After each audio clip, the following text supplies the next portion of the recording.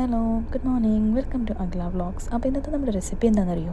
നമ്മുടെ നെയ്മീനില്ലേ, king fish, അതിനെ ഫ്രൈ ചെയ്തിട്ട് നമുക്ക് തേങ്ങാപ്പാലിൽ കറി വെച്ചെടുക്കാം കേട്ടോ.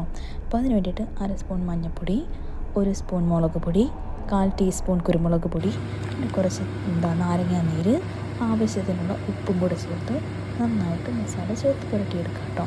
അതിനുശേഷം ഒരു പാൻ എടുത്ത് അതിലേക്ക് ആവശ്യത്തിനുള്ള വെളിച്ചെണ്ണയും കൂടി ഒഴിച്ച് നമുക്കാദ്യം നമ്മുടെ മീനിനെ ഫ്രൈ ചെയ്തെടുക്കാം. അതേസമയം തന്നെ കറി എടുക്കാം. അതിലേക്ക് വെളിച്ചെണ്ണ ഒഴിച്ച് കടുക് പൊട്ടിച്ചു, പിന്നീട് ഉള്ളി, ഇഞ്ചി, വെളുത്തുള്ളി, കറിവേപ്പില, പിന്നെ സെയിം മസാലക്കൂട്ടാണ് ഞാനിവിടെ ഉപയോഗിച്ചിരിക്കുന്നത്. നമ്മൾ ഫ്രൈക്ക് ഉപയോഗിച്ച് അതെല്ലാം കൂടി ചേർത്ത് നന്നായിട്ട് വഴറ്റിയെടുത്തതിന് ശേഷം നമുക്ക് അതിലേക്ക് ഒരു ചെറിയ 2 കഷ്ണം നമ്മുടെ കുടംപുളിയും കൂടെ ചേർത്ത് കൊടുക്കാം കേട്ടോ. പിന്നീട് കുറച്ച് ആവശ്യത്തിന് ചൂടുവെള്ളം ചേർത്ത് കൊടുത്തതിന് ശേഷം അപ്പോഴത്തേക്ക് നമ്മുടെ ഫ്രൈ റെഡി ആയിട്ടോ. അതും കൂടെ ആഡ് ചെയ്ത് കൊടുക്കാം.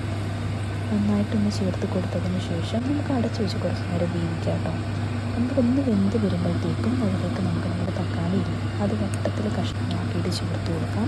നമുക്ക് കുറച്ച് കറിവേപ്പിലയും കൂടെ അതിൻ്റെ പുറത്തേക്ക് ഇട്ട് കൊടുത്തതിന് ശേഷം അടച്ചു വെച്ച് 5 മിനിറ്റ്സ് കൂടെ വേവിക്കാം. നന്നായിട്ട് നമുക്ക് വേണം കേട്ടോ. അതിലേക്ക് നമുക്കിനി ഒരു 1/2 കപ്പ് തേങ്ങ പിഴിഞ്ഞിട്ട് തേങ്ങാപ്പാൽ ചേർക്കുന്നു കേട്ടോ. അതുകൂടെ ചേർത്ത് ഒന്ന് ഇളക്കി എടുക്കുമ്പോഴത്തേക്കും നമ്മൾ ടേസ്റ്റി എമ്മി ആയിട്ടുള്ള കിങ് ഫിഷ് ഫ്രൈ കറി, അതായത് കോക്കനട്ട് മിൽക്കിൽ ഉണ്ടാക്കിയ കറിയാണ് കേട്ടോ. നല്ല ടേസ്റ്റാണ്. നമുക്ക് തീർച്ചയായിട്ടും ട്രൈ ചെയ്ത് നോക്കണം. പിന്നെ എൻ്റെ ചാനൽ സബ്സ്ക്രൈബ് ചെയ്യാനും മറക്കരുതേ. ബൈ.